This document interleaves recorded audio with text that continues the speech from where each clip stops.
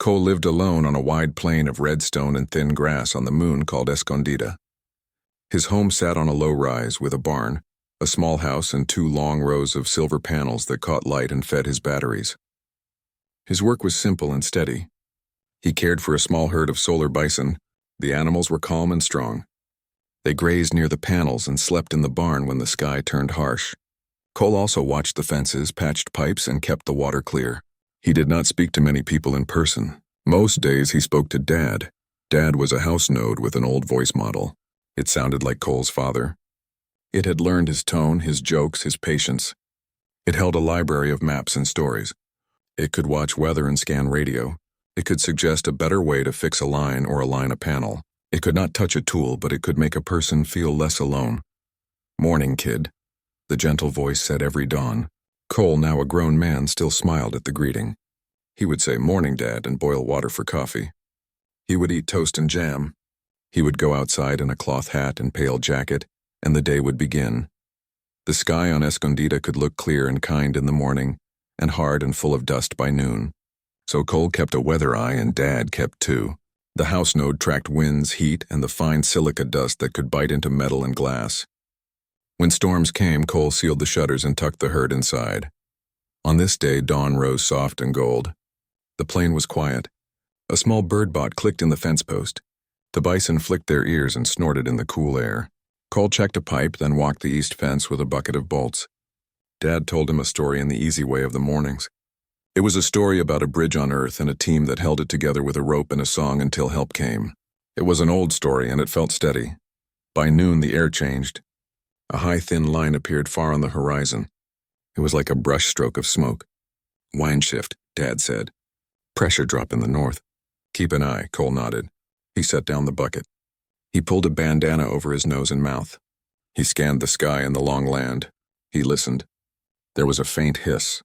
The hiss grew. Dust storms on Escondida could sweep in like a tide, slow at first, then strong. He walked back toward the house to start the storm routine.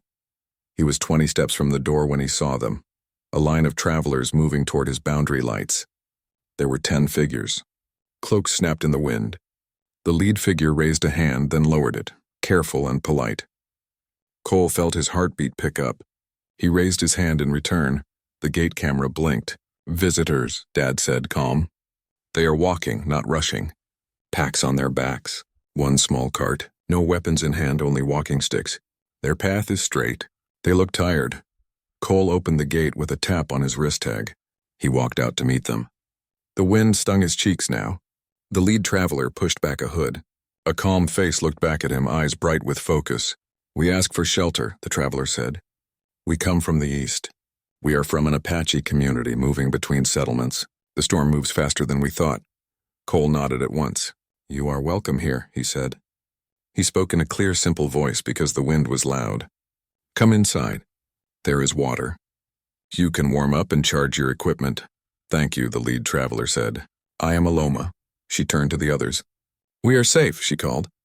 The group stepped through the gate and moved toward the house. Inside, the air was warm and quiet. Cole led them to the galley. The room had a long table, a stove, and a wall screen that showed the yard. The travelers drank water and sat. A small child stared at the corner speaker, where Dad's voice came from. "Hello there," the voice said. "Welcome. I am a house node. Folks call me Dad, not a real person. Just a good voice with good habits." The child smiled. "Hello, Dad," she said. Cole poured hot tea.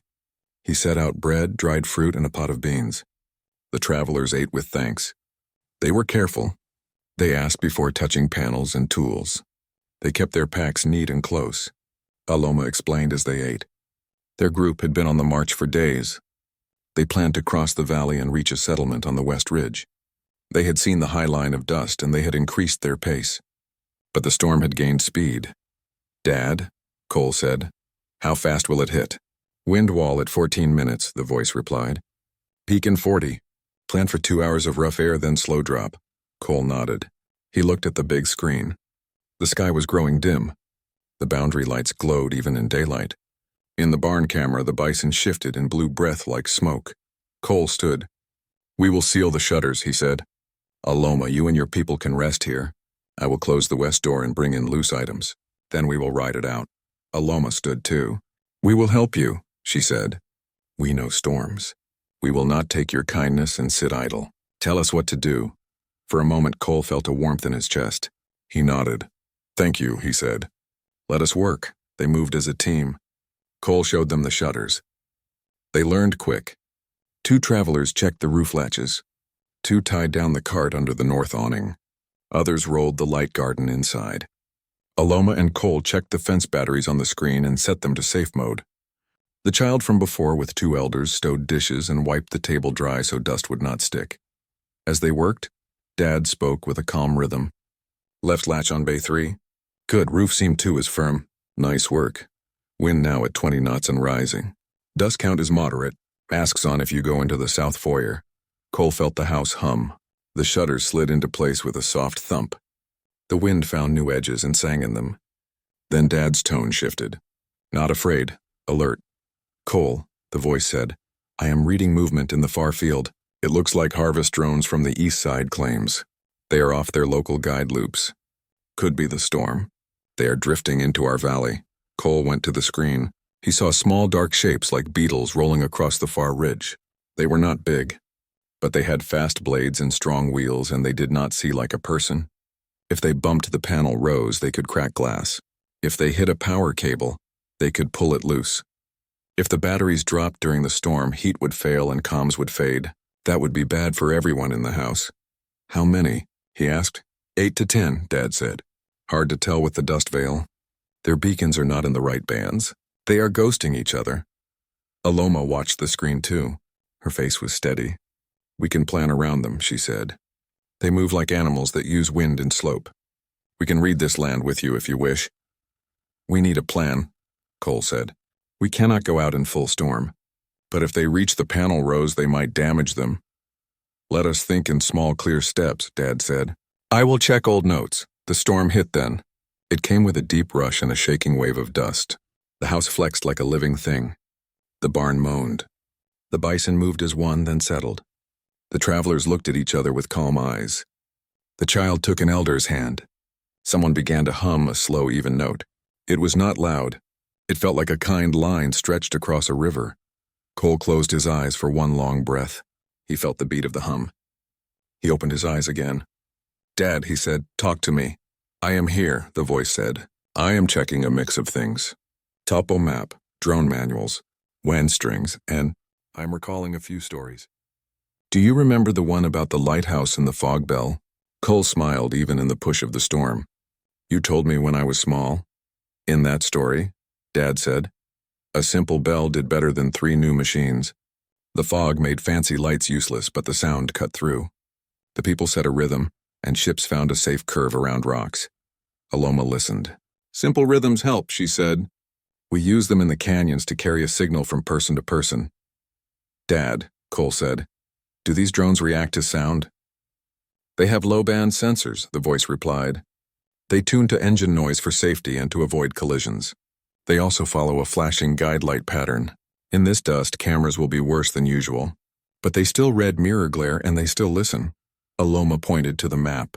Cole had pinned a small arroyo west of the house. It was dry and shallow and had soft sand. That place, she said, has a bend that slows anything that rolls. If we had to bring moving things to rest, that would be a kind place. Not a hard stop. A soft settle, Cole nodded. We have spare mirror panels in the barn, he said. We have a small speaker array we use to keep the herd from straying. We could use both. Wind at peak in 15 minutes, Dad said. If we do this, it must be a guided motion, not a rush. We need a pattern the drones can follow without sharp turns. Aloma's group gathered close. They spoke in low, respectful voices. One traveler, Rafe, had worked on machines in another settlement. He knew the way simple sensors chose paths. Another, Inez, had good eyes for angles. She could tell which way a panel should tilt by the way light fell on a hand. A pair of elders had walked this land years before. They knew every small dip and stone near the arroyo. The map on the screen grew brighter. Dad traced a thin line from the far ridge to the arroyo mouth. The wind comes from northeast, he said. The drones roll with wind and slope. If we set a slow wave of reflected light moving west, and a low hum that grows stronger near the arroyo, we may lead them there. We do not need force.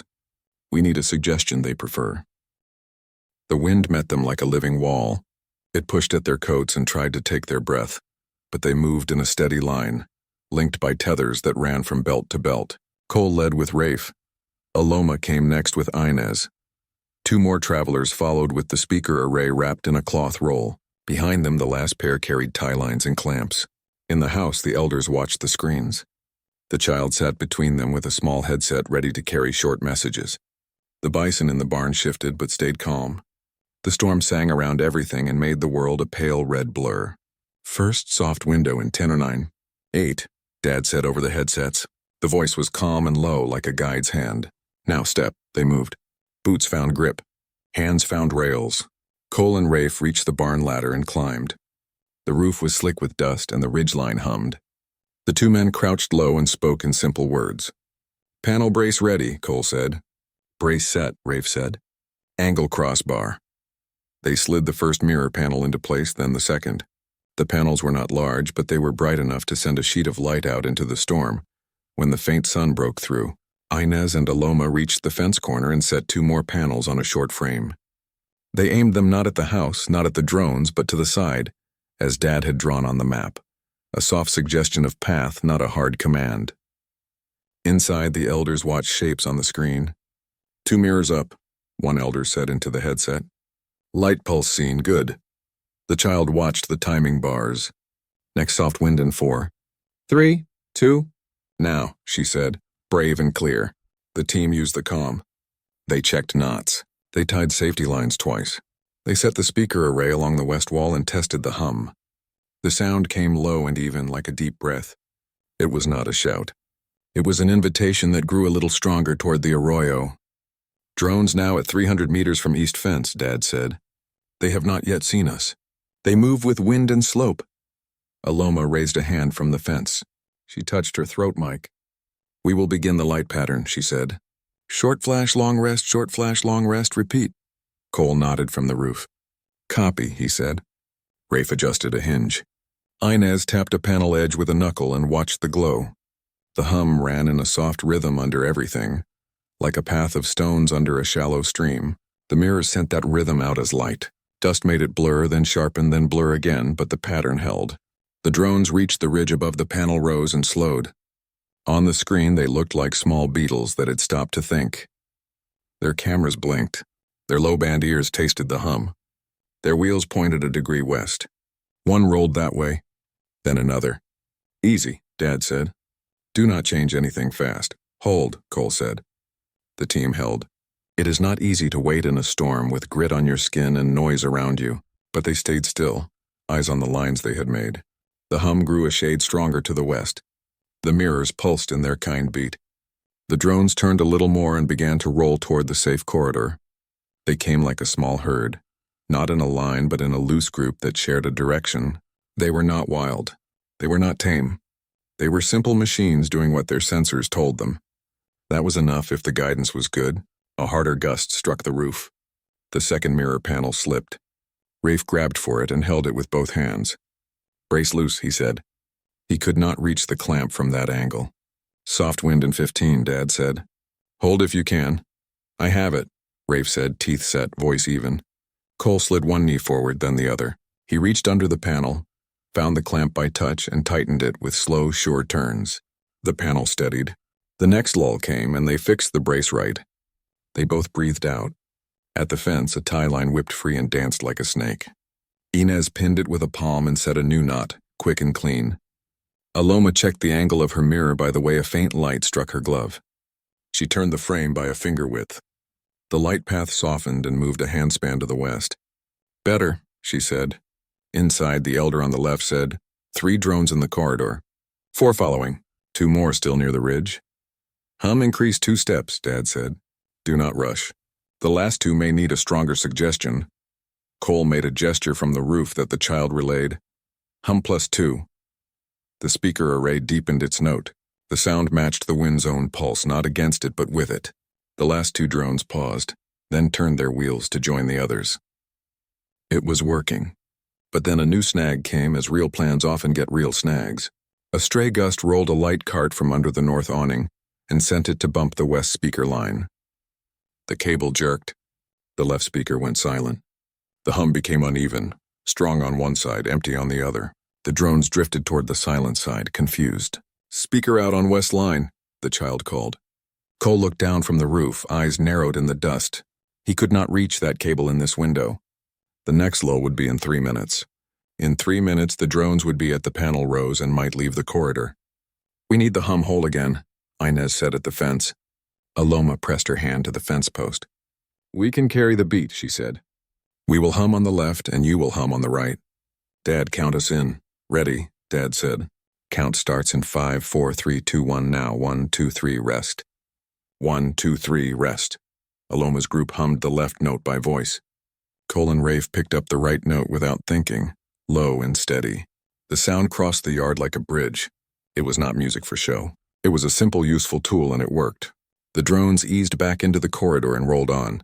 "Soft wind in 30 seconds, Dad said. "Cole, you and Rafe can get the cable when it comes." "Understood," Cole said. His mouth was dry, but his hands were sure. When the lull came, he moved with Rafe on the ladder, down and across the yard. Bodies low, steps planned. He reached the cable and found the loose jack. Dust had worked into the port. He pulled a cloth from his sleeve, wiped and pushed the jack in until it clicked. The left speaker returned. The hum grew even again, both sides in balance. "Nice work," Dad said. The voice did not flatter. It saw what needed seeing. Corridor stable. Drones at 100 meters. Keep the light steady. They did. They did not rush. They did not overplan. They kept the pattern clean and modest. The storm pressed hard. The house hummed. The barn sang. The team kept count and watched each other's hands. In that simple work, fear did not have much room to grow. The arroyo mouth came into view as a darker stripe in the blur. The drones rolled toward it, wheels ticking over small stones. The sand there was soft and deep, as Aloma had said. The bend there was gentle. One by one, the machines entered the arroyo. The hum grew a little stronger yet, not to pull them, but to help them choose the way down. Mirrors aimed at the mouth sent a faint light across the sand, and the drones followed the gleam. "Arroyo intake reached," Dad said. "Begin the final step." At the barn wall, 2 travelers pulled a folded frame of flexible fence from its hooks. They had tied light weights to the lower edge so it would fall and settle without a hard snap. Cole and Inez moved to the north side of the arroyo. Aloma and Rafe took the south. The plan was simple. Once the last drone rolled inside, they would drop the fence across the mouth and fasten the corners. The mesh would not hurt the machines. It would ask them to pause. Then they would use the safe stop device Cole had built, a handheld unit that sent a standard service code to the drones to sleep their wheels and power down in order. 2 drones rolled through, 3, 5. The 6th paused at the edge, then turned as if it had changed its mind. Dust swirled around its sensors. Inez saw it and tapped a panel twice, then 3 times. Aloma felt the change in light on her hand and matched it with a flick of her mirror. The machine's camera blinked and turned back toward the glow. It rolled down into the soft sand. "Last 2, Dad said. Hold now." The final pair entered the arroyo. Sand took their speed from them. The team let them go 5 meters in. Then Cole and Rafe on one side and Aloma and Inez on the other dropped the flexible fence across the mouth. It felt clean, weights landing in the sand with a muffled pat. The travelers clipped the corners to stakes and pulled them snug. The mesh settled and became a quiet line that asked machines to stop. The drones paused, wheels turning, sensors listening. The hum softened. The mirrors went still. The team breathed out. "Safe stop device ready," Cole said. "Service code set," Dad said. "Send on my mark. 3, 2, 1, send." Cole pointed the handheld unit at the arroyo and pressed the key. The code went out in a short, neat package. It told the machine simple facts. "You are safe, you are at service, please rest." The drones blinked, then rested. Wheels stopped. Blades folded into housings. Lights dimmed. A fine dust drifted down over quiet metal. For a long moment, nobody spoke. The storm still roared, but inside the roar there was a pocket of peace. Then the child's voice came over the headset, bright and soft at once. "They did it," she said. "You did it. Good work," Dad said. The voice had a smile in it. "All of you. Good work done well."